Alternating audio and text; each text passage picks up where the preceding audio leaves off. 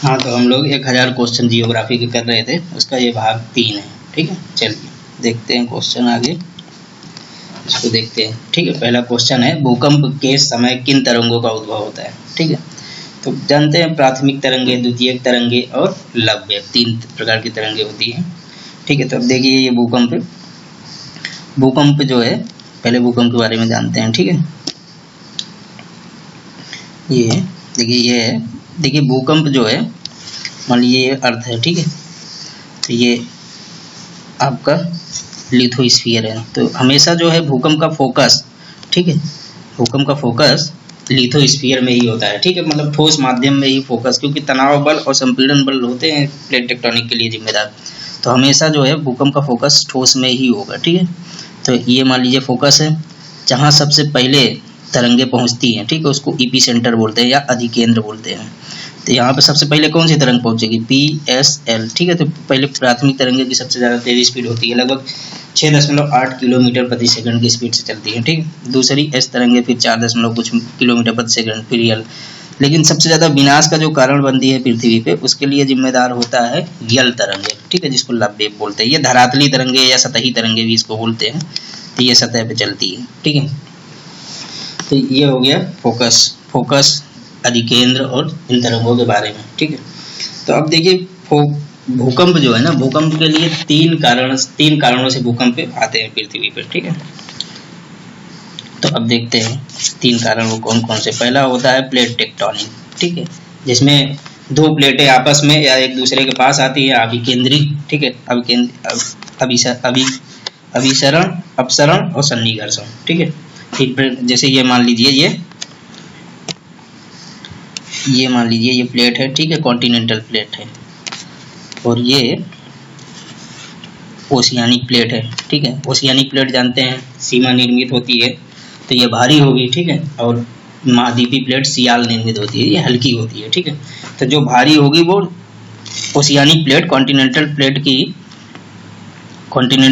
के नीचे धंसेगी। ठीक है, तो जैसे ये है, तो ये ऐसे धंसेगी। ठीक है, तो ये जब धंसेगी तो नीचे जानते ही एंथेनोस्फीयर है, जहाँ लावा तैर रहा है, मैग्मा। ठीक है, तो अब ये यहाँ पे ये चट्टानें गलती हैं। ठीक है, गलती ये, और ठीक है, जब ये धीरे धीरे जितना अंदर जाती जाएगी, ठीक है, तो उस पर इतना तनाव बल और संपीड़न बल कार्य करता रहेगा। तो ये अचानक से जब स्प्रिंग, जैसे स्प्रिंग काम करती है, अब आप खींच के छोड़ दीजिए, तो वैसे ही सेम अर्थ की काम करता है। ठीक है, तो यहाँ पे कंपन उत्पन्न होगा। ठीक है, तो अब फिर वो पूरे सतह पे कंपन होगा। ठीक है, पूरी प्लेटों पे। तो ये इसमें गहराई के अनुसार भूकंप को 3 भागों में बांटते हैं।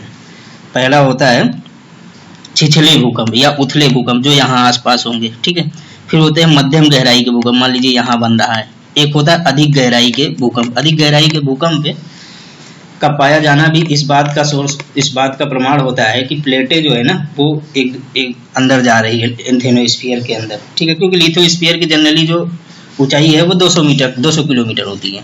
तो 400 किलोमीटर पे भूकंप का फोकस पाया जाना ये सिद्ध करता है कि महासागरीय प्लेट जो है महाद्वीपीय प्लेटों के नीचे जा रही है। ठीक है, तो 3 प्रकार के भूकंप हो गए। तो जैसे हम एक एग्जाम्पल से दिखाते हैं, देखिए।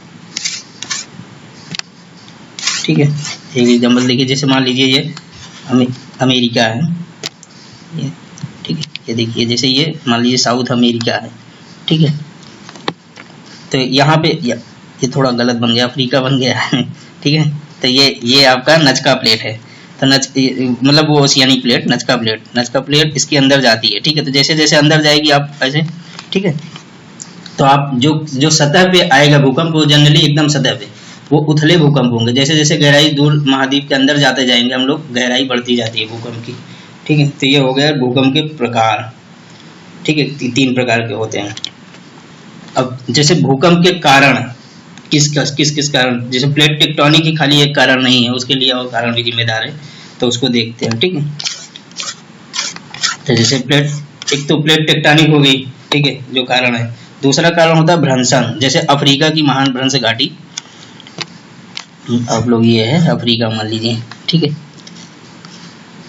ये अफ्रीका है, तो जानते हैं ये पूरा भ्रंश घाटी वाला क्षेत्र है, पूरा कहाँ तक जाता है, जॉर्डन, मृत सागर तक जाता है, जो लगभग कितनी है 5000 किलोमीटर लंबी है भ्रंश घाटी। ठीक है, इस भ्रंश घाटी के सहारे भी जितने हैं पूरे भूकंप क्षेत्र से प्रभावित है। ठीक है, ये होता है भ्रंशों के कारण जो भूकंप आते हैं। इसी में आप लोगों को याद होगा कि यहाँ पे टाना झील, टुरकाना झील, मलावी झील, ठीक है, कीऊ, तंगानिका झील, तो ये सारी झील इसी भ्रंश क्षेत्र में। विक्टोरिया झील नहीं आती इस भ्रंश के क्षेत्र में। ठीक है, याद रहे, विक्टोरिया यहाँ बगल में है। ये हो गया दूसरा भ्रंशन के कारण भूकंप। तीसरा एक प्रकार और होता है भूकंप के लिए, जो हवाई द्वीप पे मेनली आता है, उसको भी बता देता हूँ। ठीक है, देखिए जैसे हवाई द्वीप है, मान लीजिए ये आप जानते होंगे, ये लिथोस्फीयर है। ठीक है, लिथोस्फीयर के अंदर क्या है, मैग्मा है जो तैर रहा है। ठीक है, तो ये क्या होता है, कभी कभी ये जो सतह होती है कट जाती है लिथोस्फीयर की। ठीक है, ये कट जाएगी तब कैसी आकृति बन जाएगी, ऐसी आकृति बन जाती है। तो ये जो है ये इसकी चौड़ाई कम हो जाती है बहुत। तो ये जो लावा है जो तैर रहा है, ठीक है, तो ये इस पे दबाव डालता है, तो इस पे भी भूकंप आते हैं। तो ये हवाई द्वीप पे जनरली ये इस टाइप के भूकंप आते हैं। ठीक है, तो 3 प्रकार से भूकंप आते हैं। तो अब जैसे ये हो गया भूकंप के बारे में। ठीक है, और इसके नापने के लिए आप लोग जानते हैं सिस्मोग्राफ, मीटर, मॉर्केली पैमाना, 2 पैमाने यूज किए जाते हैं। मॉर्केली जो है ना वो विध्वंस को नापता है, मतलब परिणाम को नापता है, कितना नुकसान हुआ पृथ्वी पे। ठीक है, इसके लिए उसकी तीव्रता को नापता है रिएक्टर स्केल पैमाना। ठीक है, तो रिएक्टर स्केल पैमाना एक लघुगुणक पैमाना होता है। ठीक है, जिसमें मतलब अगर जैसे मान लीजिए 2 मैग्नीट्यूड का भूकंप आया, ठीक है, अगर 3 आता है तो इसका 10 गुना बढ़ जाता है परिणाम। ठीक है, तो ये होता है। तो ठीक है, क्वेश्चन करते हैं, देखते हैं जैसा जैसा आगे आता जाएगा उसको भूकंप। एक और मैं बता देता हूँ ये चित्र के बारे में, भूकंप छाया क्षेत्र। जैसे वो बताया नहीं था, मैं पिछले वीडियो में बताया था आप लोगों को कि भूकंप की तरंगे जो होती है ना, पृथ्वी की आंतरिक संरचना के बारे में जानकारी का महत्वपूर्ण स्रोत होती है। क्योंकि पृथ्वी की आंतरिक संरचना अंदर जाके तो पता कर नहीं सकते, तो भूकंप ही सारी जानकारी देती है कि पृथ्वी के अंदर का भाग जो है कुछ लिक्विड फॉर्म में है। ठीक है, तो देखिए जैसे ये है, मान लीजिए, ठीक है, जैसे ये है, मान लीजिए यहाँ पे फोकस है।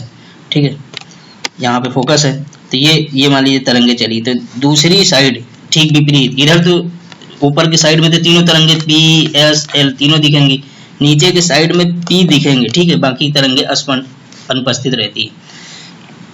जैसे यस तरंगे जो है ना, वो ऐसा देखा गया है कि लिक्विड में नहीं चलती, यस तरंगों को माध्यम की आवश्यकता होती है।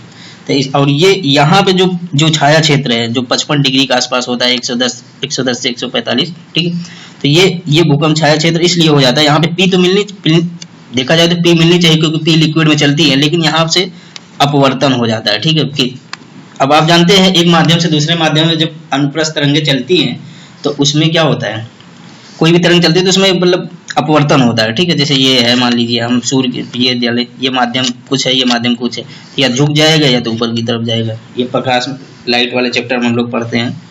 ठीक है, तो ये भूकंप छाया क्षेत्र अपवर्तन के कारण होता है। कभी कदार क्वेश्चन पूछ लेगा कि जो भूकंपी छाया क्षेत्र बनता है वो किसके कारण बनता है, तो आप लोग मारेंगे, पर ऑप्शन दे दिया, परावर्तन, अपवर्तन, टोटल इंटरनल रिफ्लेक्शन, जो भी दे दे तो आप अपवर्तन मारेंगे। ठीक है, ये हो गया। और कुछ बच रहा है भूकंप में, और कुछ तो मुझे लग नहीं रहा भूकंप में बताने के लिए। ठीक है, चलिए देखिए, अब मैं उसके बाद वितरण बता देता हूँ भूकंप का विश्व में वितरण। ये देखिए चित्र के माध्यम से, ये आप जानते होंगे प्रशांत महासागरीय प्लेट है। ठीक है, ये तो अब प्रशांत महासागरीय प्लेट भारी है तो ये अंदर जाएगी महाद्वीपीय प्लेट के। ठीक है, तो ये यहाँ पे ये पूरा भूकंप क्षेत्र, और भूकंप के साथ साथ याद रहे ज्वालामुखी भी हमेशा मिलती है, क्योंकि वही वो मैं पहले बताया हूँ। जैसे मान लीजिए ये प्लेट है, ठीक है, तो ये जब अंदर जाएगी तो ये यहाँ बेनियाफ जोन होता है, यहाँ पे ये जो है ये गलेगी चट्टान, जब गलेगी तो यहाँ पे लावा का आयतन बढ़ेगा, जब आयतन बढ़ेगा तो ये ऊपर तोड़ के निकलता है।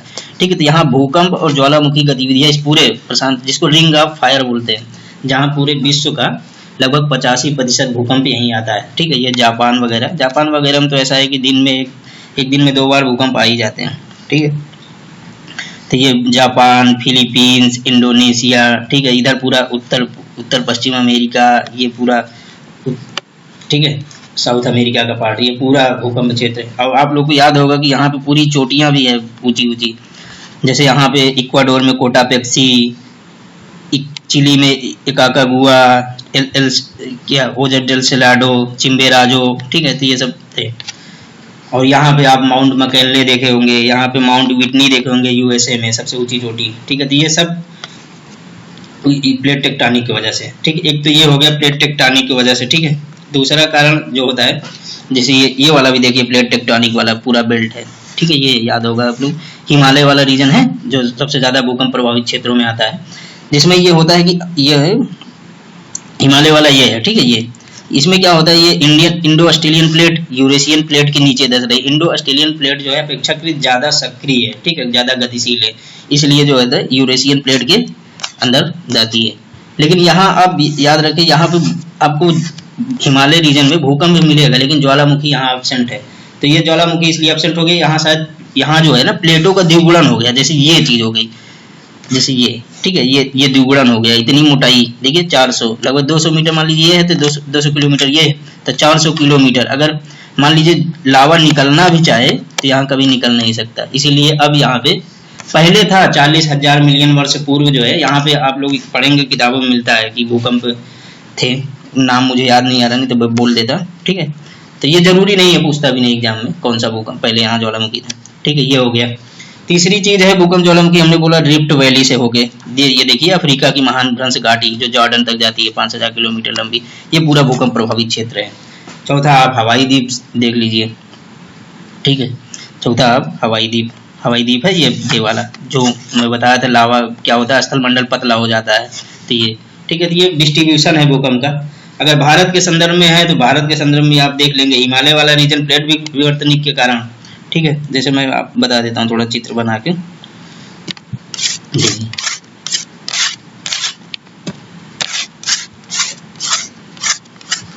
ठीक है, हाँ ठीक है, बता देता हूँ। जैसे मान लीजिए ये भारत है, ठीक है, ये है।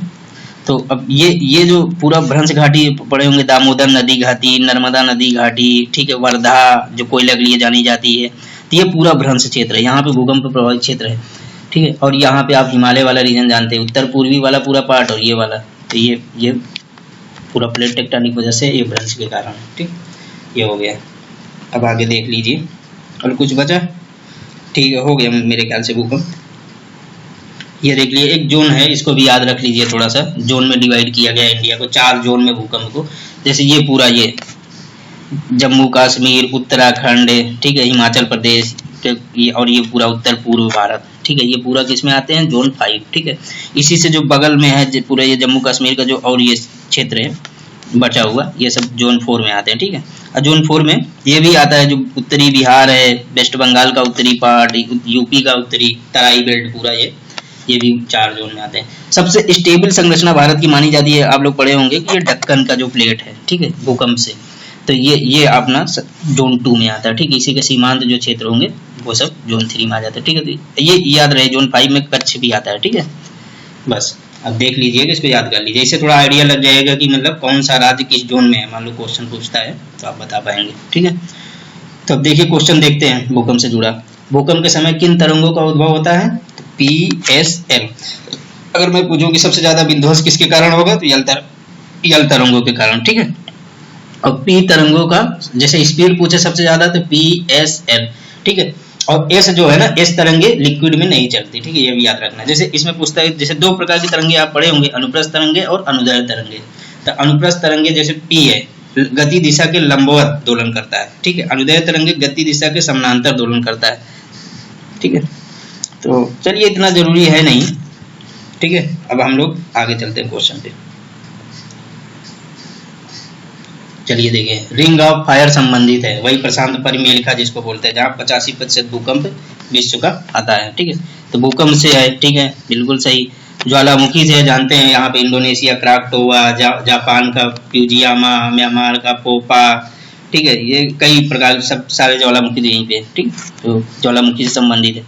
प्रशांत महासागर, ठीक है, बिल्कुल प्रशांत महासागर। जंगल की आग, ठीक है, जंगल की आग देखिए, यहाँ पे जंगल की आग आप सुने होंगे, अभी इंडोनेशिया में आग लग गई थी, ठीक है। तो ये अक्सर लगती रहती है, तो ये क्योंकि वो ज्वालामुखी निकलेगा, लावा निकलेगा, तो जंगल में आग लगेगी, ठीक है। तो ये भी संबंधित होगा, ठीक है। तो इसका आंसर क्या होगा, डी।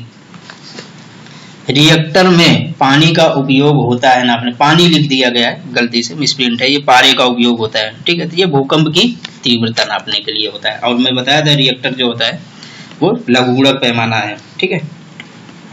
और ये समुद्र की गहराई, इसको क्या बोलते हैं, फेदोमीटर, ठीक है। और आप लोग जानते हो, चलिए ठीक है, ये हो गया। सिस्मोमीटर मापता है, ठीक है, हृदय की गति आप लोग बताइए किससे नापता है, ECG, इलेक्ट्रोकार्डियोग्राफ, ठीक है। भूकंप, सिस्मोग्राफ, पेड़ों की ऊंचाई पता नहीं क्या है, ठीक है। तो इसका आंसर क्या होगा, भूकंप। एक और इसमें याद रख लीजिए, जो मस्तिष्क की क्रियाविधि जो नापता है, ठीक है, ये EEG, ठीक है, क्वेश्चन आता रहता है, बायोलॉजी का क्वेश्चन है। चलिए आगे, एंडोस्कोपी आप लोग जानते होंगे। निम्नलिखित भाषाओं में सुनामी शब्द किस भाषा से संबंधित है, ठीक है।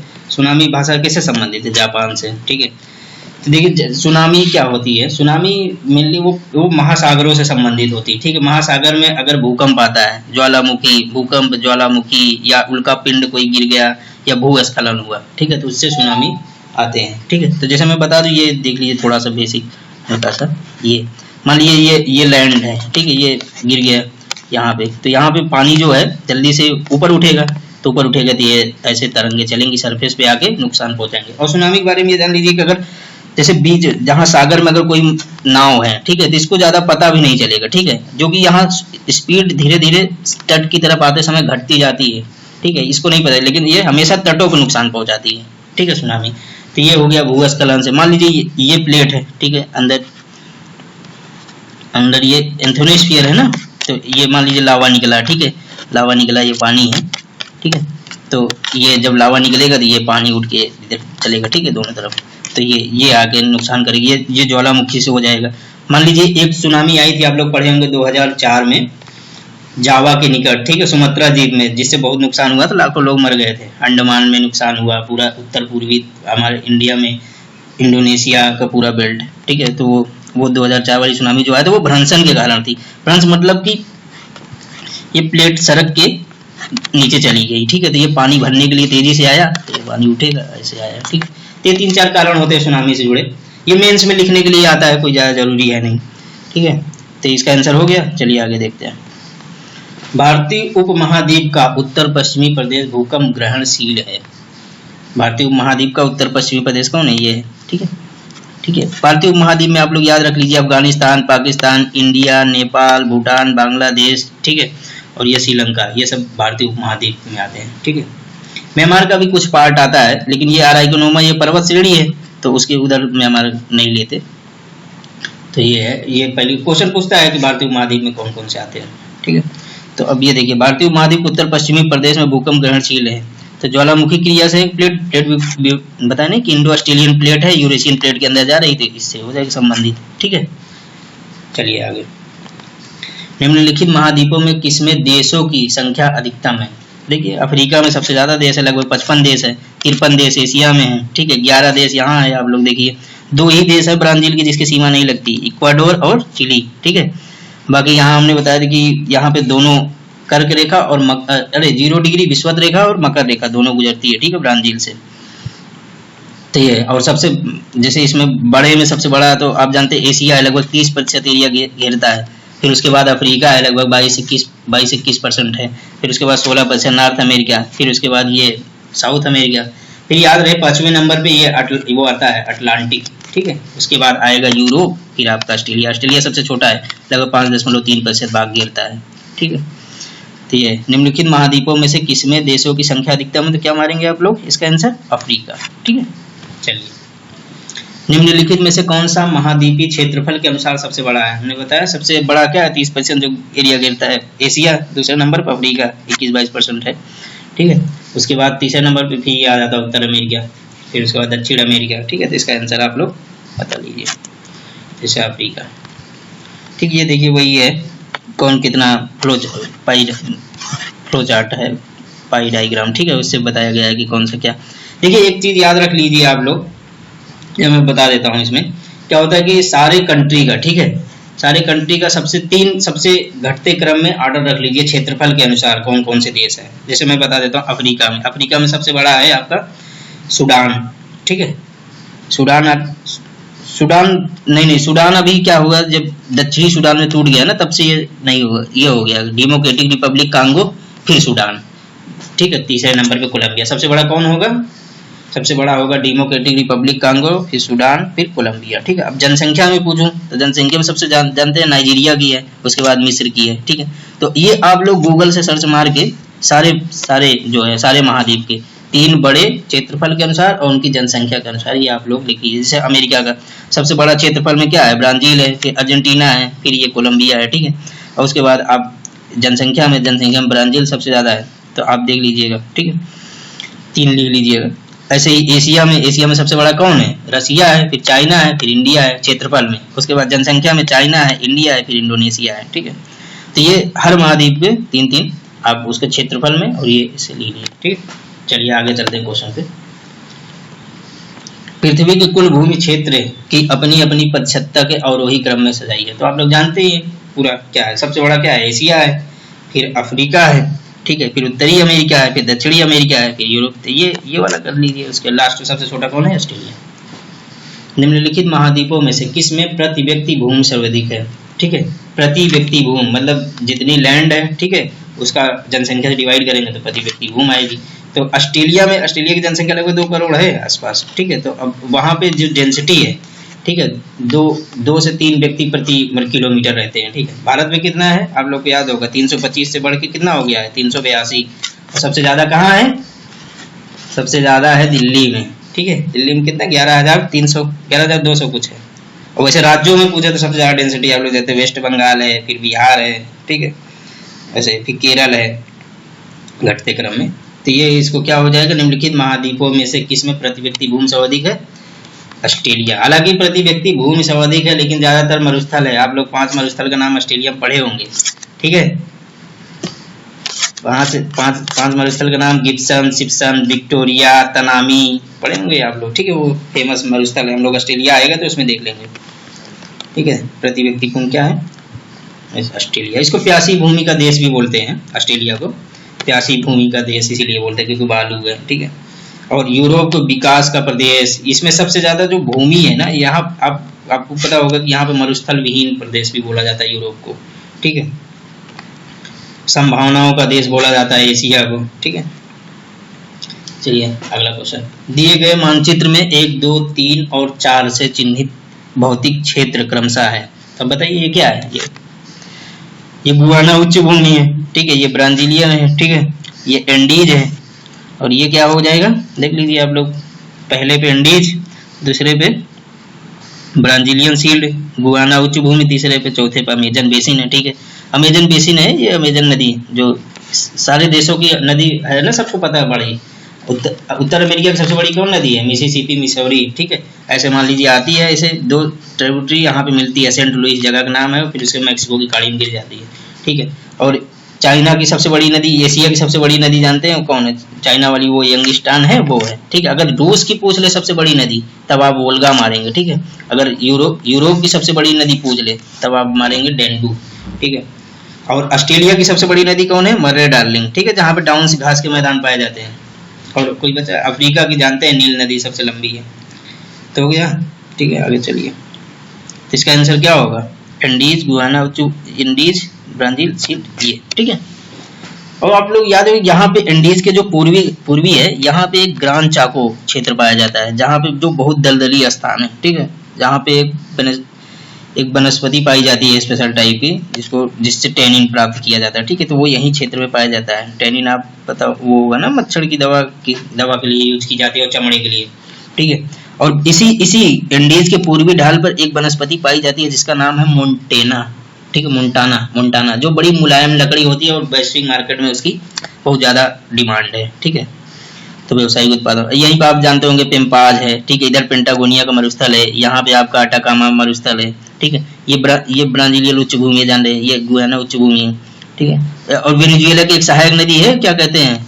करोनी नदी। ठीक है, तो ये नदी जो है वेनेजुएला की जीवन रेखा कही जाती है। पारामरेबो एक झील, एक वो है, लेगून झील है वेनेजुएला में, जहाँ पे पेट्रोलियम बहुत उत्पादित किया जाता है। ठीक है, अब आप लोग जानते हैं बोलिविया टिन के लिए फेमस है, पेरू चांदी के लिए फेमस है। ठीक है, अटाकामा जानते हो नाइट्रेट के लिए अपने फेमस है। ब्राजील में कॉफी के लिए फेमस है। ब्राजील में कॉफी जानते हैं फैजेंडा, जो कॉफी के बागान होते हैं। ठीक है, किसानों को फेल्ला बोलते हैं, जो जो जो इसको खेती करते हैं फेल्ला बोलते हैं। जिस बंदरगाह से कॉफी का वो होता है उसको साउथ पोलो बोलते हैं, ठीक है। तो ये सारी चीजें थी दक्षिण अमेरिका के बारे में। आगे चलते हैं। निम्नलिखित में से कौन सा एक सही सुमेलित है? ये क्वेश्चन देखिए, एबिसिनी का पठार, एटलस का पर्वत, गुयाना उच्चभूमि, ठीक है। कौन सा सही सुमेलित है? एटलस पर्वत उत्तरी पश्चिमी अमेरिका, ये सही है, बिल्कुल सही है, ठीक है। गुयाना उच्चभूमि ये जानते हैं आप लोग, गलत है, ये वहाँ है, ठीक है।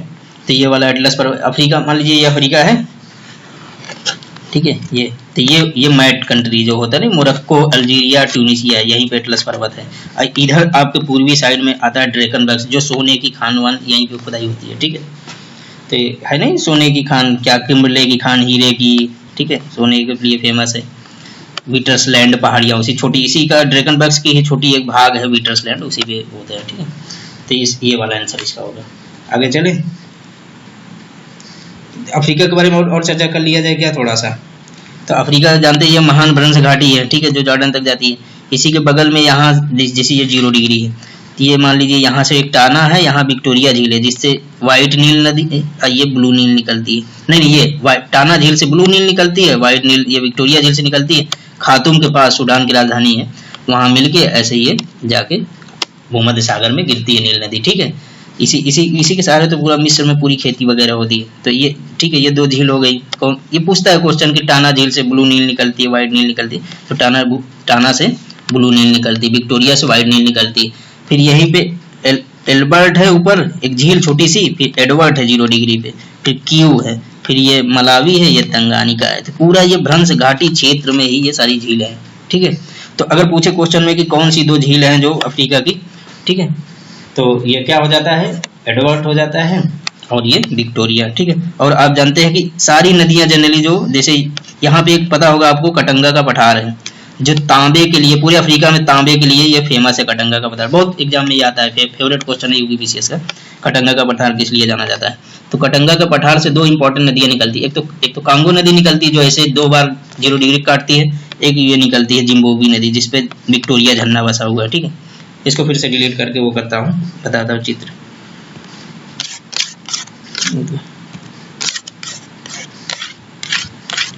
बता देता हूँ थोड़ा सा अफ्रीका के बारे में। देखिए जैसे ये मान लीजिए अफ्रीका है, ठीक है।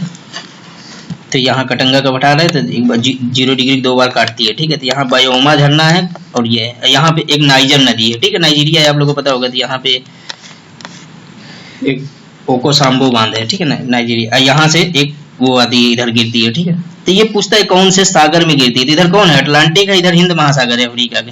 तो यहाँ पे जो इधर जम्बोजी नदी निकल रही है, जो विक्टोरिया झरना जहाँ पे, तो ये कहाँ गिरती है, इधर गिरती है। और नील नदी कहाँ गिर रही है, भूमध्य सागर में। ये वही कांगो नदी कहाँ गिर, जहाँ पिग्मी बेसिन, आप सुने होंगे कि इसी जंगलों में पिग्मी नाम की जनजाति रहती है। बोत्सवाना जंगल है यहाँ पे, ठीक है। तो वहाँ बिंदु वो रहते हैं, क्या कहते हैं, बोत्सवाना में वो रहते हैं ना, क्या कहते हैं, जनजाति नाम नहीं है। जैसे उत्तर ये इधर वाले तंजानिया में सकाई मसाई रहते हैं, ठीक है, फुलानी, और इधर मुआरेंग, ठीक है। तो ये सब जनजाति है। चलिए धीरे धीरे करके जैसे क्वेश्चन आता जाएगा वैसे हम लोग डिस्कस करेंगे चीजें, ठीक है। पूरे अफ्रीका महाद्वीप में लोहा का जो है ना, लौह अयस्क का अभाव पाया जाता है, इसीलिए इसका विकास नहीं हो पाया, ठीक है। और जो थोड़ा बहुत पाया जाता है तो वो ये लाइबेरिया क्षेत्र है, और ये दक्षिण अमेरिका क्षेत्र है, ठीक है। ये है बस। अब देखिए ये क्या क्वेश्चन है, ठीक है। पर्वत देख लीजिए, ये थोड़ा पर्वत के बारे में बता देता हूँ। ये क्या है, रॉकीज है, ठीक है। ये क्या है, ये क्या है, एंडीज है, जिसकी सबसे ऊंची चोटी क्या है, काकागुआ है। यहाँ पे कोटापेक्सी है, चिम्बेराजो है, ओजे डेल सेलाडो है, ठीक है, ये सब है। ये देखिए ये एटलस है, ये ड्रेकनबर्ग है, जो मैं बताया सोने के लिए इंपॉर्टेंट होती है, ठीक है। ये और ये देखिए, ये भारत का, जब भारत का पढ़ेंगे तो भारत का देख लेंगे, हालांकि ये हिमालय, ये वेस्टर्न, ये पूरा कई सारी श्रेणियां हैं, वहाँ पढ़ेंगे, ठीक है। बाकी और देखिए स्पेन और फ्रांस को ये छोटा सा जो दिख रहा है, ये पेनेरीज है, ठीक है, जो अलग करता है स्पेन और फ्रांस को। ये देखिए एल्पाइन है, जो इटली में है, ठीक है। यही बगल में आपको हल्का सा बनाया नहीं है, हालांकि बना नहीं है इसमें, तो जूरा है, वासेज है, ठीक है, जो स्विट्जरलैंड को चारों तरफ से घेरे हुए है। स्विट्जरलैंड को जानते हो ना, खेल का मैदान बोलते हैं, ठीक है। ये हो गया। बाकी और देख लीजिए पर्वत, ये आपको ऑस्ट्रेलिया वाला वो है, ग्रेट डिवाइडिंग रेंज वाली पर्वत श्रेणी, ठीक है। इस पे आपका किसुकियो जो है, ठीक है, वो सबसे ऊंची चोटी है। ठीक है, चलिए आगे देखते हैं। निम्नलिखित में से किस एक महाद्वीप में उसके संपूर्ण क्षेत्रफल में मैदानी भाग का प्रतिशत सर्वाधिक है? मैदानी भाग कहाँ है? यूरोप में। ठीक है, यूरोप में सबसे ज्यादा मैदान पाए जाते हैं। अब पठारी पूछ ले तो आप दक्षिण अफ्रीका मारेंगे। ठीक है, अगर बलुआ मरुस्थल प्रदेश पूछ ले तब आप ऑस्ट्रेलिया मारेंगे सबसे ज्यादा। ठीक है, तो इसका क्या आंसर होगा? मैदानी यूरोप। प्रतिशत में पूछा है। ठीक है, क्योंकि अगर मान लो प्रतिशत हटा देता तो अगर एरिया वाइज पूछता तो एशिया आ जाता है, क्योंकि एशिया बहुत बड़ा है यूरोप से। ठीक है, ये याद रहे। विश्व की सबसे ऊंची चोटियां किस प्रकार की पर्वतों में पाई जाती है? तो कहाँ पाई जाती है? सारी विश्व की ऊंची चोटियां आप ध्यान देंगे जहाँ वलित पर्वत है, नवीन वलित पर्वत। ठीक है, वहां पाई जाती है। देखिए, नवीन वलित पर्वत होता है, प्राचीन वलित पर्वत, अपशिष्ट पर्वत, ब्लॉक पर्वत। ब्लॉक पर्वत का दो एग्जाम्पल आप लोग याद कर लीजिए। ब्लॉक पर्वत होता है भ्रंशन के कारण, जैसे मान लीजिए, देखिए ये है भ्रंशन, मतलब जैसे ये थी, ये चट्टान टूट गई, ठीक, क्रैक हो गए, तो ये एक दूसरे पे चढ़ गई, ये भ्रंश बन जाता है। ठीक है, जहाँ से राइन नदी, ब्लैक फॉरेस्ट है जर्मनी में, वहां से निकल के उत्तरी सागर में ऐसे बहते हुए गिरती है, और जर्मनी का बॉन शहर जो औद्योगिक केंद्र है वो इसी बसा हुआ है। ठीक है, तो वो, ठीक है, ये हो गया। और याद रख लीजिए वो सेंट क्या नाम है, साल्ट रेंज है, जो पाकिस्तान का ब्लैक फॉरेस्ट है। ठीक है, तो दो एग्जांपल आप याद रखिए। अपशिष्ट, ये प्राचीन वलित पर्वत में आप याद रखिए जो अमेरिका की पूर्वी साइड में नहीं, अप्लेशियन पर्वत, उसको, और एक इंडिया का वो आरावाली। ठीक है, नवीन वलित के तो सारे एग्जांपल हैं, जैसे ये देखिए, मैं चित्र से बता देता हूँ। ये पूरा, ये देखिए, ये क्या है? ये उत्तर अमेरिकी प्लेट है और ये सागरी प्लेट है। ये सब जो है यहाँ पे सारी ऊंची चोटियाँ पाई जाती है, तो ये वलित पर्वत है। ठीक है, एंडीज, ये हिमालय, तो ये सब इसी पे सारी सबसे ज़्यादा चोटियाँ पाई जाती है। यहाँ पे आप जानते होंगे नचका प्लेट है। ठीक है, यहाँ जॉन्डे डी फूका प्लेट है। ये छोटे छोटे प्लेट है, हालांकि ये सब याद नहीं रखना है, ऑप्शनल में होता है। तो इसका क्या हो जाएगा आंसर? विश्व की सबसे ऊंची चोटियाँ किस प्रकार की पर्वतों में पाई जाती है? नवीन वलित पर्वतों। ठीक है, चलिए, ये कुछ ऊंची चोटियां हैं जो कि मैं बता चुका हूँ बार बार। ठीक है, उत्तर अमेरिका की सर्वाधिक ऊंची चोटी कौन है? Mount McKinley. ठीक है, जो रॉकीज पर्वत की वो है। इधर देखिए, ये कोटापेक्सी है, चिम्बेराजो है इक्वाडोर में, दो, ओजेस डेल सेलाडो और एकाकागुआ। सबसे ऊंची एकाकागुआ। अगर सबसे ऊंचा सक्रिय ज्वालामुखी पूछे तब आप मारेंगे कोटापेक्सी। ठीक है, तो ये है। अब यहाँ देख लीजिए, अफ्रीका की सर्वाधिक सबसे ऊंची चोटी कहाँ है? तंजानिया में है, किलिमंजारो। ठीक है, ऑस्ट्रेलिया में पूछे तो सबसे ऊंची चोटी है किसुकियो। ठीक है, उसके बाद ये हिमालय में देख लीजिए कि हिमालय की केटू जो है ना, हिमालय पार की श्रेणी बोली जाती है, हिमालय की श्रेणी नहीं है। ठीक है, उसके बाद ये आपका कंचनजंगा आता है, माउंट एवरेस्ट आएगा। ठीक है, सिक्किम में कंचनजंगा, माउंट एवरेस्ट, धौलागिरी, नेपाल में गौरी शंकर। ठीक है, ये सब नेपाल की चोटी। नंदा देवी, नंदा कोट, ये सब आता है उत्तराखंड में। ये हम लोग भारत में करेंगे। ठीक है, और ये यूरोप की आप देख लीजिए, काकेशस ये है, ये माउंट एल्ब्रूस। जो काकेशस राज्य, 3 राज्य कौन थे? आर्मेनिया, जॉर्जिया और अजरबैजान। ठीक है, अजरबैजान ये एकदम कैस्पियन सागर के किनारे बसा हुआ, बाकू उसकी राजधानी, जिसको विश्व मैथसन कैपिटल बोलते हैं। ठीक है, चलिए आगे चलते हैं।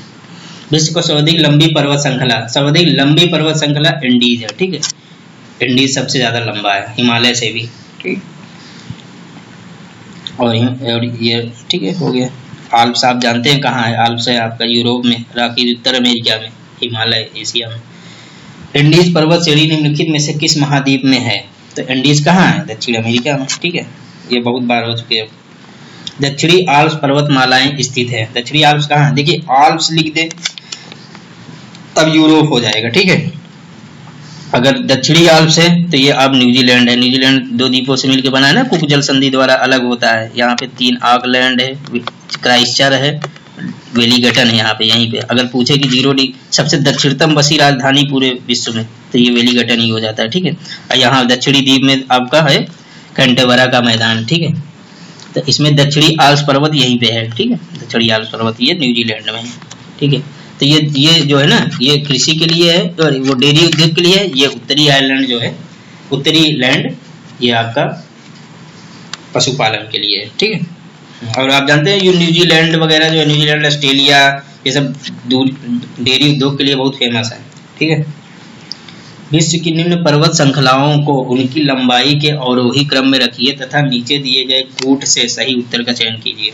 तो अवरोही क्रम में रखिए, सबसे ऊपर क्या हो जाएगा? एंडीज हो जाएगा, फिर उसके बाद क्या होगा? हिमालय हो जाएगा, ठीक है, एंडीज हो जाएगा, फिर हिमालय हो जाएगा, ठीक है। ग्रेट डिवाइडिंग रेंज एकदम लास्ट में करेंगे, ठीक है। तो ये हो जाएगा 1, 3 वाला आंसर हो जाएगा, ठीक है। नीचे दिए गए कोट से अधोलिखित महाद्वीपी के क्षेत्रफल के अनुसार सही और वही क्रम है। सबसे बड़ा क्या है? अफ्रीका है, 21-22% ये करता है। फिर उसके बाद दक्षिण अमेरिका लगभग 16-17%, फिर यूरोप आ जाएगा, ऑस्ट्रेलिया सबसे छोटा है, ठीक है। तो आप क्या करेंगे? तीसरा, चौथा, पहला, दूसरा, ये वाला आंसर, ठीक है। निम्नलिखित कथनों पर विचार कीजिए। रिएक्टर स्केल एक लघु गुणकी मापक्रम है तथा इसके फलस्वरूप परिणाम के मात्रक में एक वृद्धि आयाम के लिए 10 के गुणांक निरूपित करती है। तो ये मैं बता चुका हूँ पहले, ये सही चीज है, ठीक है। लघु पैमाना है। रिएक्टर स्केल में प्रत्येक पूर्णांक पठन पर ऊर्जा पूर्ववर्ती पूर्णांक पठन की ऊर्जा के 100 गुना होती है, ठीक है।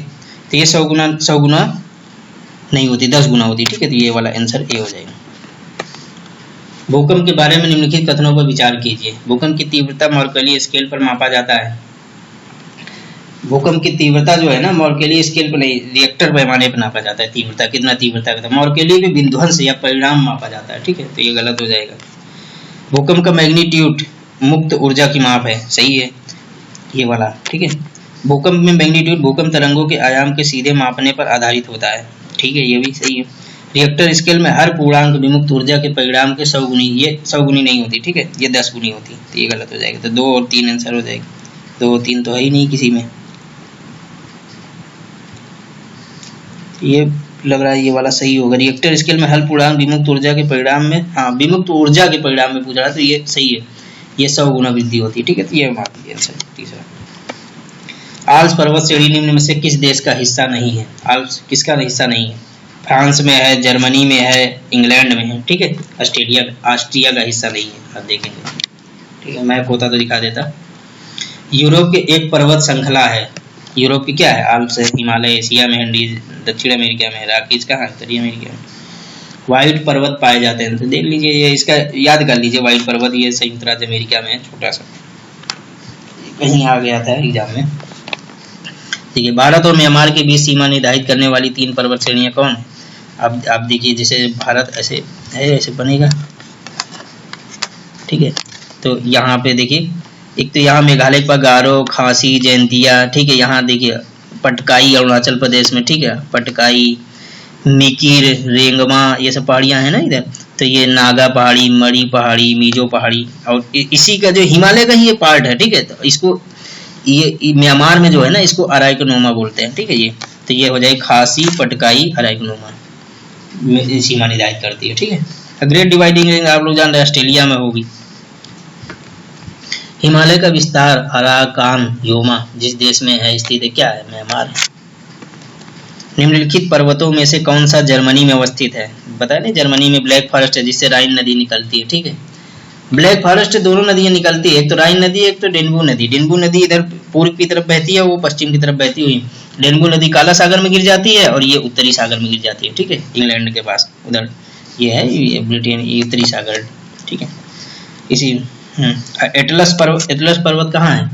एटलस है वो अफ्रीका में, ठीक है, जानते हो, उत्तरी पश्चिमी अफ्रीका में होता है। पेनेरीज क्या है? स्पेन और फ्रांस को जो अलग कर रहा था, दिखाए थे, एपीनाइन से इटली में, ठीक है। तो इसका आंसर क्या होगा? कौन सा जर्मनी में? ब्लैक फॉरेस्ट, ठीक है। चलिए, जो पर्वत श्रेणी अन्य से भिन्न है वह है आल्प्स। देखिए, आल्प्स, एंडीज और हिमालय ये नवीन वलित पर्वत के एग्जाम्पल है, बता चुका हूँ पहले, ठीक। अपलेशियन आप याद रखिए, जो अमेरिका है, अमेरिका के ये पूर्वी छोर में, ठीक है, यहाँ पे है नहीं, यहाँ पे ये अपलेशियन पर्वत है, ठीक है। तो ये कौन सा आंसर हो जाएगा इसका? ये वाला हो जाएगा, क्योंकि ये प्राचीन पर्वत है, अपशिष्ट पर्वत जी। यही पे है वो क्या कहते हैं, वाशिंगटन डीसी, ठीक है, वाशिंगटन डीसी, न्यूयॉर्क। सूची 1 को सूची 2 से सुमेलित कीजिए, नीचे दिए गए कूट से सही उत्तर चुनिए। तो देखिए, ये जो है ना कैंटीबेरियन, ये ईरान में नहीं है, ठीक है। ये है आपका न्यूजीलैंड में। तो ये मुझे लग रहा है उत्तर ये पीस प्रिंट हो गया है कुछ बनाने में क्वेश्चन को, ठीक है। देखिए, मैकेंजी, ये है माउंट मैकेंले है, मैकेंजी लिखा हुआ है, ठीक है। तो ये चलिए सही उत्तर जो मेरे क्या, एल्ब्रुस कहाँ है? आपका यूरोप में है, ठीक है। ये यूरोप या तो फिर रसिया दे दे, अगर देश पूछे तो रसिया मारेंगे, ठीक है। तो ये सवाल गलत है, आप लोग देख लीजिए, ठीक है। सूची 1 तथा सूची 2 का सुमेल कीजिए तथा नीचे दिए गए कोड का सही उत्तर चुनिए। आल्प्स कहाँ है? आल्प्स देखिए, आल्प्स है आपका वलित पर्वत, वासेज। ठीक है, फ्यूजियामा क्या है? ज्वालामुखी। आल्प्स क्या है? वलित पर्वत है। ठीक है, और विंध्य क्या है? देखिए अपशिष्ट पर्वत, आप इसको मारेंगे वासेज। वासेज ये विंध्य है, जो विंध्य है अपशिष्ट पर्वत। ठीक है, विंध्य नहीं है, विंध्य ये देख लीजिए आप, हो सकता है इसी से आंसर आ जाए। ए का मारेंगे हम लोग, ए का 3। ठीक है, ए का 3 एक ही में है। देखिए ये टफ कर दिया है सवाल थोड़ा सा, तो ये वैसे ही आ गया। ठीक है, आप फ्यूजियामा मिला दीजिए दूसरा, डी का दूसरा। ठीक है, डी का दूसरा ये हो जाएगा आंसर। ठीक है, निम्नलिखित पर्वतों में से कौन सा इटली में अवस्थित है? इटली में कौन है? ये है एपिनाइन। पेनेरीज कहाँ है? स्पेन और फ्रांस में। जूरा कहाँ है? स्विट्जरलैंड फ्रांस के बीच सीमा बनाता है। ठीक है, फ्रांस तथा ये आप मैप खोल के देखते चले, थोड़ा सा आप देख लेंगे ना तब याद हो जाएगी। ठीक है, ऐसे अब जैसे मुझे तो याद है, मैं बोल दे रहा हूँ, लेकिन आप उसको देखिए मैप खोल के एटलस में। ठीक है, फ्रांस और स्पेन के बीच सीमा बनाने वाला पर्वत तो कौन है? ये है पेनेरीज। ठीक है, जूरा कैसे? फ्रांस और स्विट्जरलैंड। ठीक है, एपिनाइन ये इटली में है। ठीक है, अमेरिका में खनिजों का भंडार का जो क्षेत्र है, अमेरिका में जो खनिजों का भंडार क्षेत्र है, बोलिविया का पठार, ब्राजील का पठार, ओरिनिको बेसिन। ओरिनिको बेसिन पता नहीं, इसी के सहायक नदी पे वो आपका वो है कौन सा झरना? एंजल जलप्रपात, इसी पे बना है। ये वेनेजुएला की सहायक नदी है, इसी के इर्द गिर्द जो है पेट्रोलियम की खुदाई होती है बहुत। ठीक है, तो और ये है आपका अमेरिका में खनिजों का भंडार कहा जाता है पेंटागोनिया का पठार को। ठीक है, तो याद कर लीजिए। बोलिविया का पठार टिन के लिए जाना जाता है। ठीक है, संसार की छत किसे कहते हैं? तो रूफ ऑफ, ये इसको बोलते हैं पामीर को। ठीक है, पामीर को संसार की छत बोलते हैं। शैतान का golf course, devil golf course नाम से प्रसिद्ध मृत्यु की घाटी, डेथ वैली कहाँ है? ये अब पढ़े होंगे कई बार, यूएसए में। यहाँ का तापमान बहुत उष्ण होता है। ठीक है, जीवन जीने के लिए बहुत कठिनाई होगी वहाँ पे। पंचशील घाटी अवस्थित है, कहाँ पे है पंचशील घाटी? ये क्वेश्चन के आंसर आप लोग बताइएगा। ठीक है, कमेंट के माध्यम से। ग्रेट आर्टिजियन बेसिन किस देश में अवस्थित है? ये ऑस्ट्रेलिया में। ठीक है, देखिए ऑस्ट्रेलिया के बारे में मैं बता देता हूँ, यहाँ पे आया है तो ऑस्ट्रेलिया से जुड़ा चीजें। ठीक है, देखिए ये ऑस्ट्रेलिया आपको पता है अलग होता है। ये आपका क्या है? अरापुरा सागर, तिमोर सागर, टॉरस जल संधि, ये है वो, तो टॉरस जल संधि, ग्रेट डिवाइडिंग रेंज, ये आपका तस्मानिया है, बास जल संधि। तो पूरा जो पेट्रोलियम का उत्पादन करता है ऑस्ट्रेलिया यहीं बास जल संधि के आसपास करता है। ठीक है, और यहाँ पे आपको पता होगा एक छोटी सी झील है जिसको ब्रेकन हिल झील बोलते हैं, जो लेड जिंक सिल्वर होता है, लेड जिंक सिल्वर। ठीक है, ये तीनों धातु यहीं पाए जाते हैं, यहाँ पे ब्रेकन हिल झील पे। ठीक है, यहीं पे आपको इरी झील, ऑस्ट्रेलिया की सबसे फेमस झील यही है इरी। ठीक है, इसी के पास है ब्रेकन हिल्स, जहाँ पे लेड जिंक सिल्वर। और आपको पता होगा ये तीनों धातु ऐसे हैं, इसको जुड़वा खनिज या तीनों पास जहाँ पाए जाते हैं एक साथ पाए जाते हैं। जैसे इंडिया में आप पढ़े होंगे खेतड़ी की खान, ठीक है, तांबे के लिए, या वो जावर की लेड जिंक सिल्वर वहाँ पाया जाता है। ठीक है, राजस्थान में। तो वैसे ये जहाँ पाए जाते हैं एलिमेंट, ये कभी क्वेश्चन पूछता है कि किसको जुड़वा खनिज बोलते हैं, तो ये दिया जाएगा। ठीक है, ये एक साथ ही पाए जाएंगे। तो अब देखिए ये जो केप यार्क प्रायद्वीप है, ठीक है, जहाँ पे आपका बोईपा की खान है यहीं पे। ठीक है, यहाँ पे बोईपा की खान है जहाँ पे सबसे ज्यादा क्या होता है? एल्युमिनियम के उत्पादन में जानते हैं ना ऑस्ट्रेलिया पहले स्थान पे है। और अगर भंडारण पूछे तो आप गिनी मारेंगे। ठीक है, अभी लेटेस्ट डेटा के हिसाब से यही है 2014 के हिसाब से। ठीक है, तो ये हो गया। बाकी इधर आप जानते हैं सोने के लिए कालगुड़ी, कुलगुड़ी वेस्टर्न में है। ठीक है, ये है। और अब देखिए लोहा अगर पूछे ना तो लोहा ये विक्टोरिया इधर है, न्यू साउथ वेल्स इधर पाया जाता है लोहा। ठीक है, पर्थ में कुछ पाया जाता है, कुछ इधर पाया जाता है लोहा। ठीक है, और आप जानते हैं ये 7 प्रदेश है, वेस्टर्न है, उत्तरी है, ये दक्षिणी है, ये विक्टोरिया है, ये न्यू साउथ वेल्स है, ये क्वींसलैंड है। इसकी राजधानी कभी मान लो पूछ लें तो आप ये याद रख लीजिए। देखिए रुक जाइए बताता हूँ। इसकी अगर मान लीजिए राजधानी पूछ ले जैसे ऑस्ट्रेलिया की,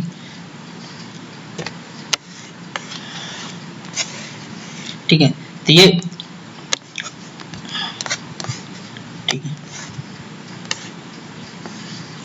ठीक है, तो ये ऐसे याद रख लीजिए, BA MSc PhD। ठीक है, तो देखिए B से ब्रिस्बेन इसकी होती क्वींसलैंड की। ठीक है, A से एडिलेड होगी, इसका विक्टोरिया की होगी आपकी क्या कहते हैं सिडनी, ठीक है, इसकी मेलबर्न हो जाएगी, ठीक है, बी, ठीक है, मेलबर्न। इसका आप ये PhD, PH मतलब वो पर्थ हो गया, D मतलब डार्विन हो गया, ठीक है।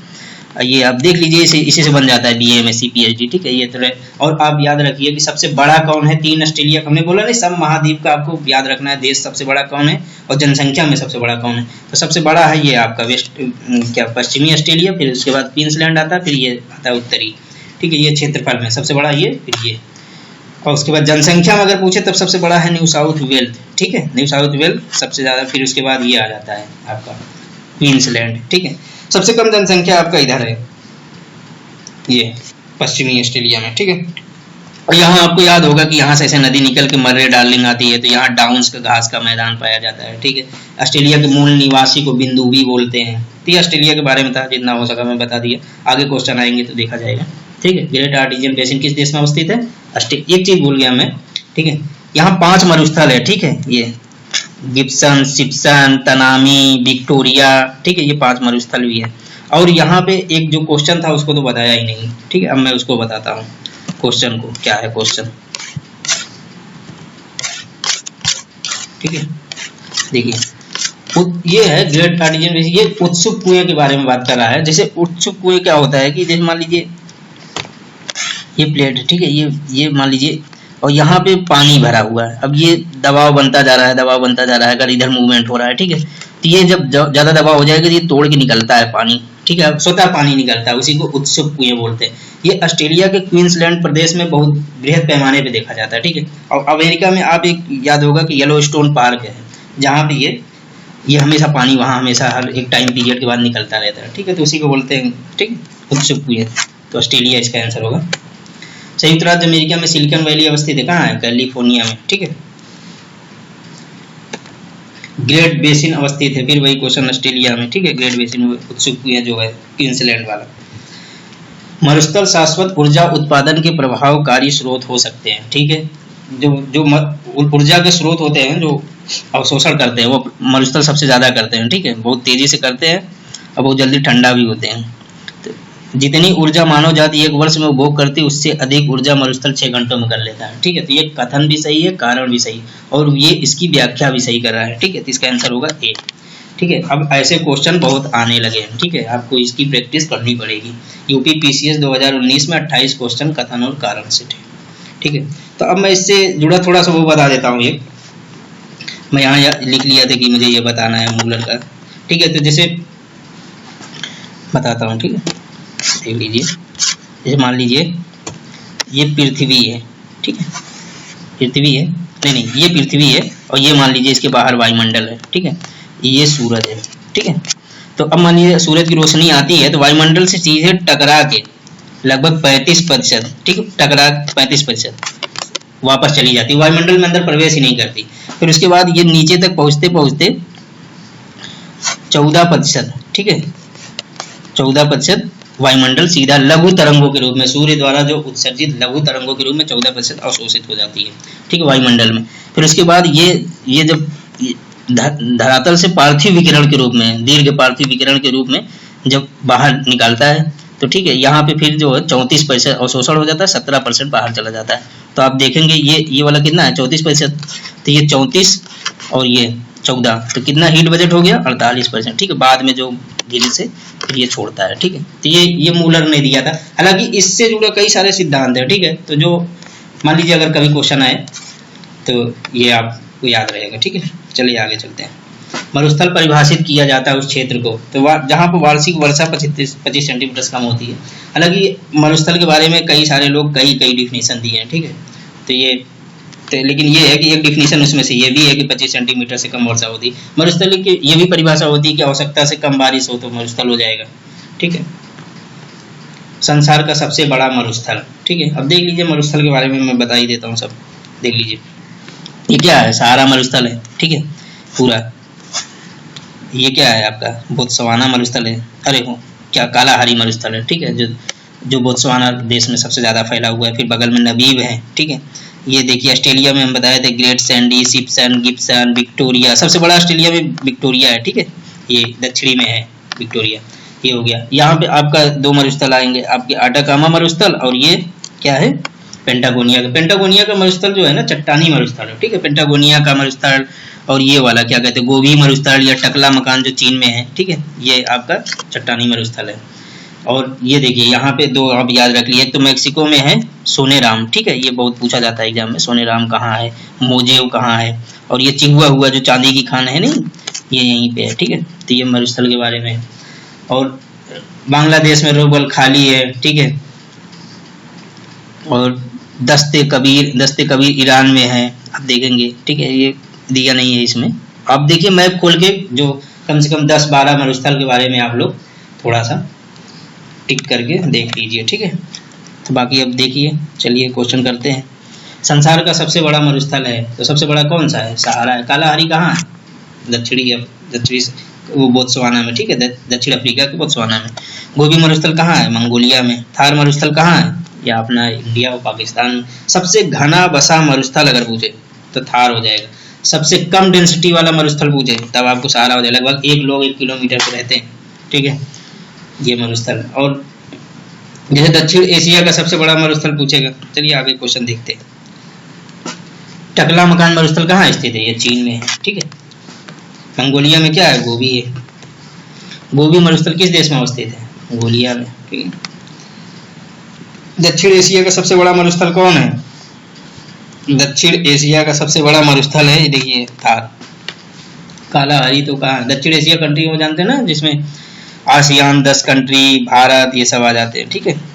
ये सब दक्षिण पूर्व एशिया हो जाता है वो आसियान वाली। ये दक्षिण एशिया ये होता है भारत वगैरह, भारत, श्रीलंका, पाकिस्तान, अफगानिस्तान, नेपाल, भूटान, ये सब दक्षिण एशिया में, ठीक है। तो इसमें सबसे बड़ा मरुस्थल है थार। पृथ्वी का सर्वाधिक शुष्क क्षेत्र कहाँ है, सर्वाधिक शुष्क क्षेत्र है आटाकामा मरुस्थल में, ठीक है। आटाकामा मरुस्थल में आप जानते हो, आटाकामा मरुस्थल चिली में है, ठीक है।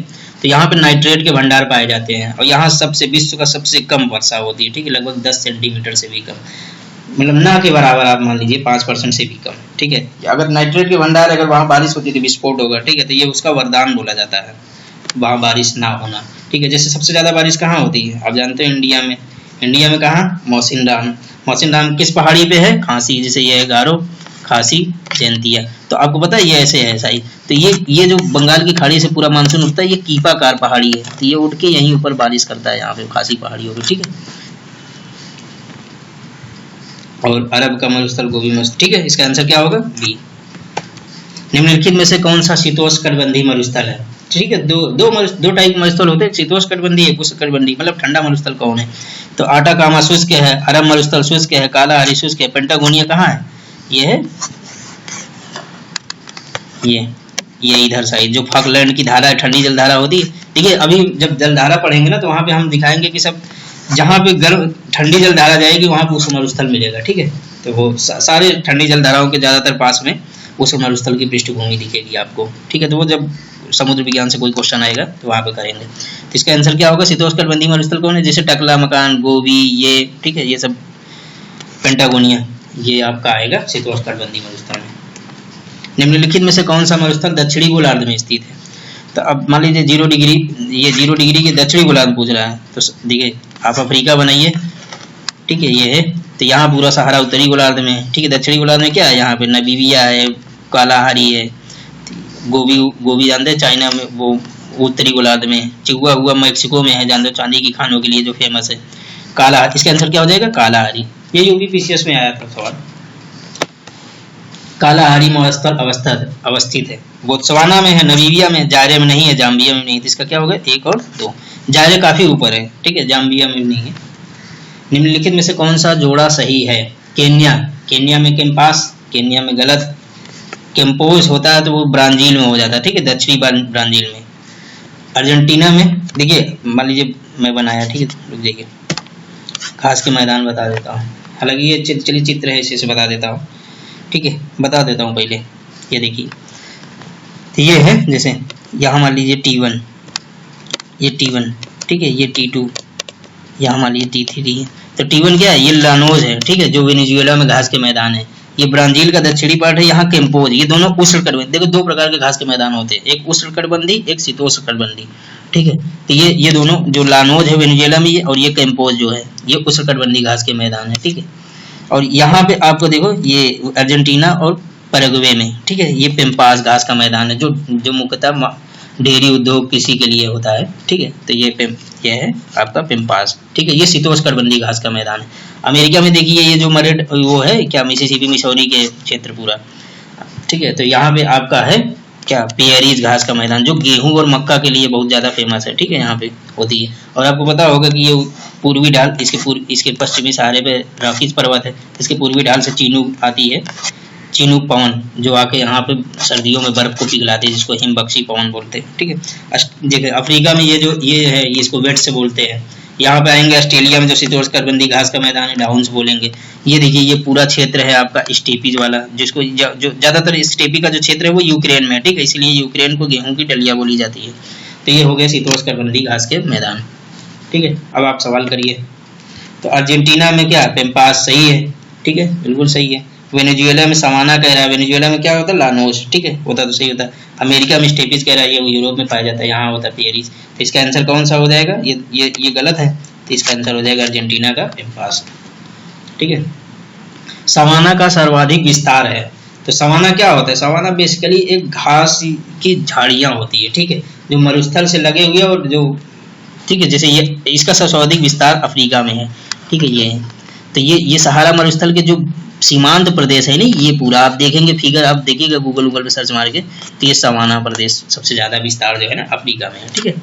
तो इसका आंसर होगा अफ्रीका। सिल्वा वन, अगर वन पूछे सर्वाधिक वन, देखिए अफ्रीका में जो वन सर्वाधिक जो, ठीक है, ये कांगो वन इधर पाए जाते हैं, ठीक है। धीरे धीरे बारिश कम होती जाती है जैसे अंतरिक्ष भाग में जाते हैं। इधर जानते हैं इधर मानसूनी पवनें चलती, तो इधर भी थोड़ी केन्या तंजानिया में बारिश होती है, तो मानसूनी जलवायु इधर पाई जाती है। वो जलवायु वाला चैप्टर आएगा तो उसमें हम लोग ये डिस्कस करेंगे, ठीक है। सवाना का सर्वाधिक विस्तार कहाँ होगा, अफ्रीका में, ठीक है। अगर जंगल पूछ रहे सर्वाधिक जंगल, तो आप जानते हैं कि अमेजन बेसिन, जहाँ पे 20% ऑक्सीजन वही पैदा करता है, ठीक है। अगर मान लीजिए अगर ये कह दे कि सब अमेजन का जंगल और शैवाल कौन सबसे ज्यादा ऑक्सीजन पैदा करता है, तो सबसे ज्यादा ऑक्सीजन जो क्रिएट करता है वो आपका शैवाल करेगा, ठीक है, जो समुद्री घास होती है। ये एक बार एग्जाम में आ चुका है, इसलिए मुझे याद आया तो मैं सोचा डिस्कस कर दूं। सवाना का सर्वाधिक विस्तार क्या हो जाएगा, अफ्रीका में। चलिए आगे देखते हैं। निम्नलिखित में से कौन सा सही सुमेलित नहीं है, तो क्या, पेयरीज देखिए उत्तर अमेरिका, ठीक है, जो मक्का और गेहूं के लिए। पेम्पास देखिए दक्षिण अमेरिका, सही है बिल्कुल। स्टेपिस देखिए यूरोप में, ठीक है, बिल्कुल सही है, जैसे, ठीक है। वेट्स देखिए ऑस्ट्रेलिया दिए, वेट्स कहाँ बताए थे, दक्षिण अफ्रीका में, ठीक है। वेट्स ऑस्ट्रेलिया में डाउन्स होता है तब ऑस्ट्रेलिया हो जाता है, ठीक है। तो इसका आंसर क्या होगा, ये ठीक है, ये वाला वेट्स हो जाएगा आंसर, सुमेलित नहीं है ये। निम्नलिखित में से कौन सही सुमेलित नहीं है, कैंपास उत्तरी ब्राजील दिया। देखिए हमने अभी बताया आपको ब्राजील के बारे में कि ये उत्तरी ब्राजील में ये लैनोज होता है, दक्षिणी ब्राजील में कैंपोज होता है, ठीक है, जो उष्णकटिबंधीय घास का मैदान था। तो ये आंसर गलत हो जाएगा। लानोज देखो वेनेजुएला, सही हो जाएगा, तो ये गलत हो जाएगा। पेम्पास देखो चिली दे रहा है, ये भी गलत हो जाएगा। पेम्पास चिली में अर्जेंटीना और ये वाला बेल्ट होता है। सेल्वास दक्षिणी ब्राजील, ये पूरा सेल्वास वन वाला क्षेत्र है, ठीक है। तब इसको एक हमको मारना ही है। उत्तरी ब्राजील ये दे रहा है पेम्पोज, तो इसको अब पेम्पास चिली में तो पेम्पास नहीं है, ये तो है। तो अब आप लोग जो है ना इसको आंसर करेंगे, ठीक है, पेम्पास को, ठीक है, थोड़ा देख लीजिएगा। हालांकि यही आंसर होगा, चिली जो है पेम्पास चिली नहीं है, ठीक है, क्योंकि एंडीज आ जाती है, एंडीज के बगल से चिली होती है, तो ये वाली जलवायु यहाँ बिल्कुल नहीं पाई जाएगी, ठीक है, तो इसलिए ये हो जाएगा। निम्नलिखित में से कौन सही सुमेलित नहीं है, डाउन्स उष्णकटिबंधीय घास के मैदान कह रहा है, नहीं, बिल्कुल ये शीतोष्णकटिबंधीय घास के मैदान है, ठीक है। डाउन्स स्टेपीज शीतोष्णकटिबंधीय घास के मैदान, बिल्कुल सही है। सेल्वा उष्णकटिबंधीय वन को बोलते हैं, जो अमेजन बेसिन है उसको सेल्वास बोलते हैं, ठीक है। टैगा शीतोष्णकटिबंधीय वन, तो टैगा जो है ना ये शीतोष्णकटिबंधीय वन होते हैं। आपको जब देखिए मैं बता देता हूँ थोड़ा सा ओवरव्यू वन के बारे में, आया है क्वेश्चन, तो देखिए ये मान लीजिए ये पृथ्वी है, ठीक है, ये 0 डिग्री, तो आप विषुवतीय वन पाए जाएंगे 10 डिग्री के आसपास, ठीक है। फिर उसके बाद आएंगे, फिर थोड़ा ऊंचाई पे जाएंगे, जब ऊंचाई पे जाएंगे ना तो ये टैगा आएगा, टुंड्रा आएगा, फिर मांस आएगा काई, ठीक है। तो ये आप ये जब वन वाले सवाल आएंगे तो वहां पे पूरा क्लियर करेंगे इसको, ठीक है। ये हाँ चलिए, इसको इसका क्या आंसर हो जाएगा, डाउन शुष्क कटिबंधीय जो दिया है ये गलत है, ठीक है, ये हो जाएगा। देखिए टैगा और जो है ना, टैगा और टुंड्रा, टैगा में जो है ना देखिए कोड़धारी और बोरियल वनस्पति, टैगा का ही फॉर्म है। कोड़धारी में थोड़े पेड़ ऊंचे होते हैं, बोरियल में थोड़े और छोटे हो जाते हैं, ठीक है, तो ऐसे ऊंचाई के साथ बढ़ते जाते हैं, तो बस ये अंतर है। निम्नलिखित में से कौन सा शीतोष्ण घास का मैदान नहीं है, तो बताइए। पेम्पास शीतोष्ण घास का मैदान है, कहाँ है, अर्जेंटीना। वेट्स शीतोष्ण घास का मैदान है, कहाँ है, अफ्रीका में। डाउन्स कहाँ है घास का मैदान, शीतोष्ण, ये भी शीतोष्ण है, कहाँ है, ऑस्ट्रेलिया में। सवाना घास के झाड़ियाँ, ठीक है, उष्णकटिबंधीय झाड़ियाँ सवाना बोलते हैं, जो जहाँ सर्वाधिक विस्तार इसका कहाँ था, अफ्रीका में। इसका आंसर क्या हो जाएगा, चौथा, ठीक है। निम्नलिखित में से किस एक देश में पेम्पास घास के मैदान स्थित है, तो इसका क्या आंसर हो जाएगा, अर्जेंटीना, ठीक है। बस संसार का सबसे बड़ा देश कौन सा है, तो सबसे बड़ा देश के लिए आप याद रख लीजिए RCCUBAI, और मुझे पूरा उम्मीद है कि आप लोगों को याद होगा, ठीक है। तो R रसिया, C क्या है, China, C Canada, U America, B Brazil, A Australia, I India, ठीक है। तो ये तो सबसे बड़ा। और अगर मान लीजिए ये तो हो गया क्षेत्रफल में, ठीक है, देशों में। अगर मान लीजिए उसमें आ जाए कि जनसंख्या में, तब आप बताइए क्या होगा। जनसंख्या में होगा सबसे ज्यादा चाइना, ठीक है, फिर इंडिया, फिर इंडोनेशिया, ठीक है, फिर उसके बाद क्या आएगा, इसके बाद हाँ USA, ठीक है, फिर आएगा आपका ब्राजील, ठीक है, ब्राजील आएगा। तो ये आप याद रख लीजिए कुछ ऑर्डर, हालांकि 5वें स्थान पे ब्राजील आता है, ठीक है। अभी यूपी की भी काफी जनसंख्या हो गई है, आने दीजिए 2021 की जनगणना, हो सकता है ब्राजील पीछे हो जाए, ठीक है। तो इसका क्या आंसर होगा, सबसे बड़ा देश कौन सा है क्षेत्रफल में, तो ये क्या हो जाएगा, चीन हो जाएगा। बस भारत से दुगने से भी ज्यादा है क्षेत्रफल, जैसे 2.42% एरिया कवर करता है भारत, तो चीन का 5.2 या 3 ऐसे है, 2 है शायद, 5.2% कवर करता है पूरे लैंड का, ठीक है, चीन। तो भारत से दुगने से भी डबल है, जनसंख्या वाले बराबर के आसपास है, ठीक। निम्नलिखित देशों को उनके क्षेत्रफल के आधार पर अवरोही क्रम में रखिए तथा नीचे दिए हुए कोड की सहायता से उत्तर चुनिए। तो अवरोही क्रम में अब रखिए, सबसे किसमें, क्षेत्रफल के आधार पर, ठीक है। तो सबसे बड़ा क्षेत्रफल में कौन है, चीन है, फिर कनाडा है, फिर संयुक्त राज्य अमेरिका है, फिर ब्राजील है। तो आप रख दीजिए 3-2 तो आ ही नहीं रहा है। ये क्षेत्रफल में मुझे लगता है फिर हाँ सही, वहां मैं गलत बता दिया था, ठीक है, उसको आप सुधार लीजिए। C चाइना ना होगा, पहले C कनाडा होगा तब चाइना होगा, ठीक है। तो ये होगा 2-3, ये वाला आंसर होगा, ठीक है। वहां थोड़ा गलत हो गया था, आप लोग देख लीजिए, सुधार लीजिए। दक्षिण एशिया के जिन देशों में से क्षेत्रफल की दृष्टि से कौन सबसे छोटा है, तो कौन सबसे छोटा है, मालदीव बहुत छोटा है, ठीक है। अगर मान लीजिए सिंगापुर दे देता तब दिक्कत हो जाती है, ठीक है। तो आप लोग दोनों लोग आप लोग जो है ना गूगल पे चेक करके देख लीजिए, मालदीव और सिंगापुर में कौन छोटा, मैं भूल गया हूँ, ठीक है। तो इसका तो चलो ठीक है, आंसर मिल गया, सबसे छोटा मालदीव है। निम्नलिखित में से कौन सा देश क्षेत्रफल में भारत से बड़ा नहीं है, तो भारत से बड़ा कौन नहीं है, कनाडा बड़ा है, रूस बड़ा है, ब्राजील बड़ा है, फ्रांस नहीं बड़ा है, ठीक है, भारत से।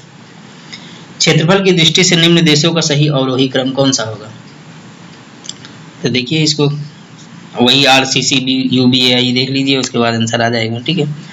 इसको देख लीजिएगा, आंसर हो जाएगा। निम्नलिखित देशों में से किसकी समुद्र तट रेखा सर्वाधिक है, तो देखिए समुद्र तट रेखा के बारे में बता देता हूँ। देखिए सबसे ज्यादा होती है, ठीक है, कनाडा की, ठीक है, कनाडा की देखिए कितना छटा कटा है, तो ये बहुत बड़ी तट रेखा हो जाती है, ठीक है।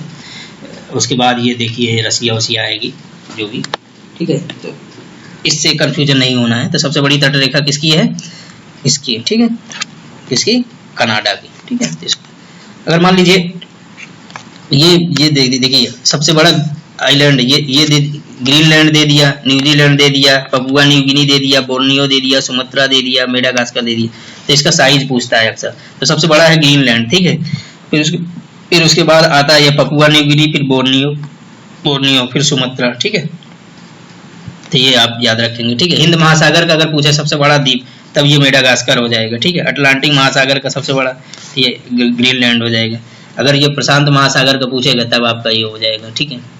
तो ये भी याद रखना है। चलिए क्वेश्चन क्या कर रहे थे। ये तटरेखा। तो तटरेखा में देखिए भारत का तटरेखा के बारे में खूब क्वेश्चन पूछता है। तो भारत की तटरेखा में देखिए कितनी तटरेखा है, लगभग 7500 कुछ है 16, ठीक है, इतना आसपास है तटरेखा टोटल जो भारत की तटरेखा मिलती है। हालांकि ये मेन लैंड का 7200 ही है, अगर अंडमान और ये लक्षद्वीप मिला देते हैं तो 7500 कुछ हो जाती है। और ये जो है ये स्थल सीमा है 5200 है, तो बहुत बड़ी सीमा है भारत की जो बाउंड्री, ठीक है। और ज़्यादातर विवादित जो जिनसे ज़्यादा हमारा तनाव रहता है उनसे है, ठीक है, पड़ोसी, तो इसलिए दिक्कत होती हुई, ठीक है। तो अब देखिए जैसे सबसे बड़ी तटरेखा किसकी है, गुजरात की, फिर आंध्र प्रदेश की, ठीक है, फिर उसके बाद तमिलनाडु की। तो टोटल 9 राज्यों की तटरेखा आती है। सबसे छोटा अगर पूछे तो गुजरात की, ठीक है, तटरेखा। लेकिन अगर मान लीजिए क्वेश्चन में दे दिया अंडमान, गुजरात, आंध्र प्रदेश और तमिलनाडु, तब आप आर्डर लगाइए। तो आंध्र, ये याद रहे कि अंडमान गुजरात से काफी ज्यादा है, ठीक है, क्योंकि ये छोटे छोटे द्वीप करके भले हैं, लेकिन वो जब आप कैलकुलेट करेंगे ना तो ये ज्यादा आ जाती है, ठीक है। तो ये याद रहे तटरेखा। चलिए आगे चलते हैं। सबसे बड़ी तटीय रेखा किस देश की है, तो क्या, कनाडा, ठीक है। इनमें से कौन सा देश भारत के साथ सबसे लंबी स्थलीय सीमा बनाता है, तो कौन बनाएगा। स्थलीय सीमा के बारे में मैं बता देता हूँ, ठीक है। देखिए देखिए ये मान लीजिए भारत है,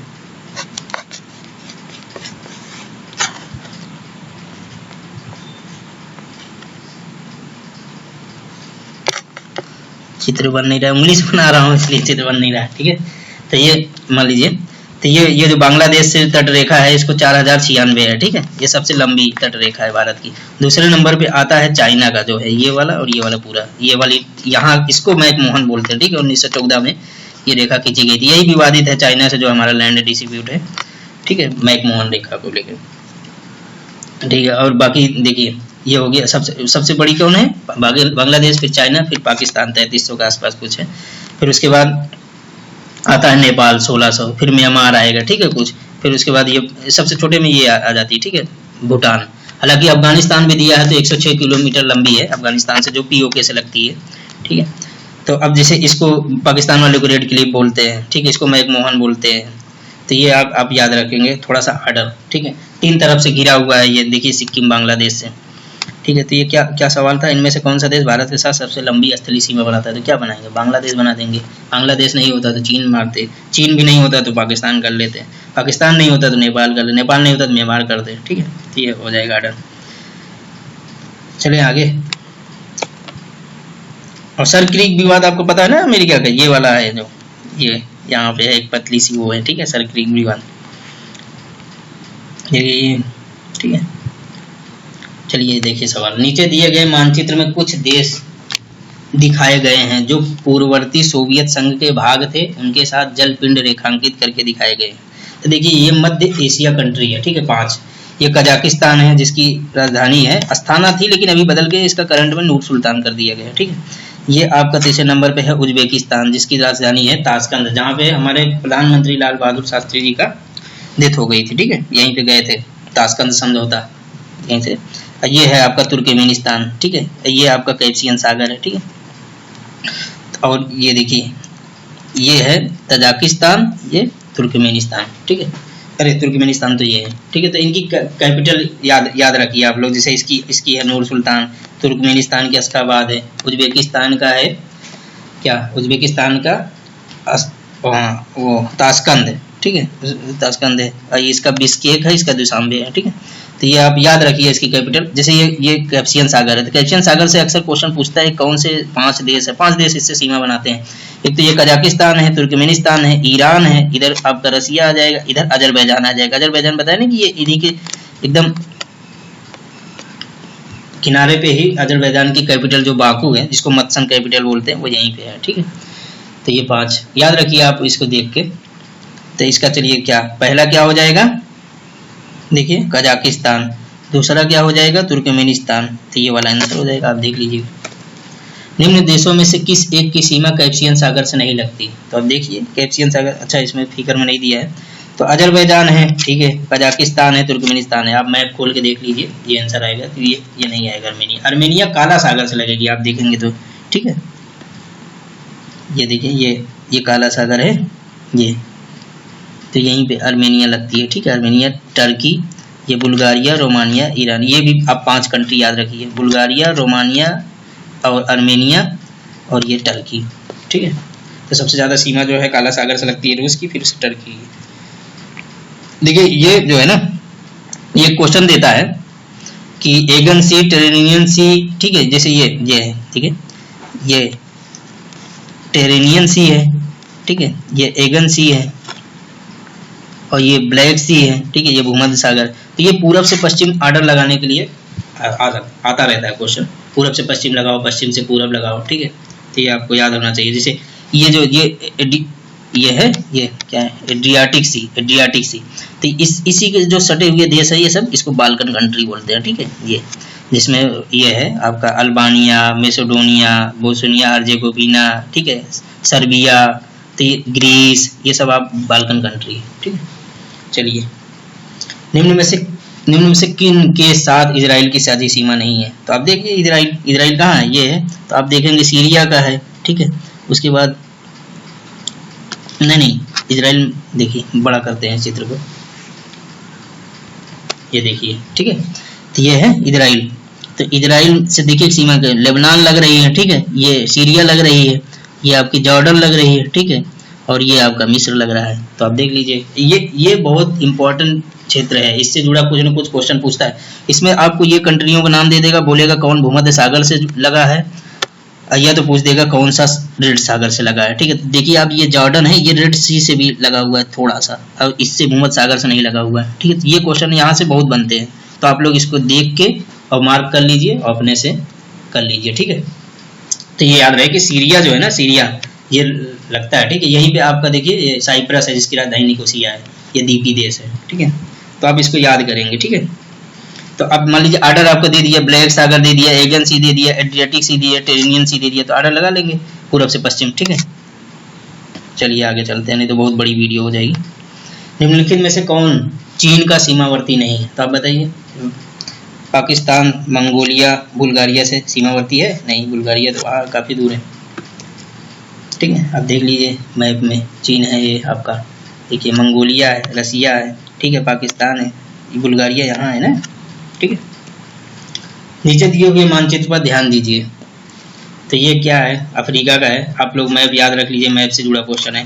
तो ये आपका क्या हो गया, लीबिया हो जाएगा जिसकी राजधानी त्रिपोली है, ये आपका नाइजीरिया हो जाएगा, अबूजा जिसकी राजधानी है, ठीक है, ये आपका क्या नमीबिया हो जाएगा, ये सोमालिया हो जाएगा। तो आप मिला दीजिए, क्या हो जाएगा, लीबिया, ये आंसर हो जाएगा।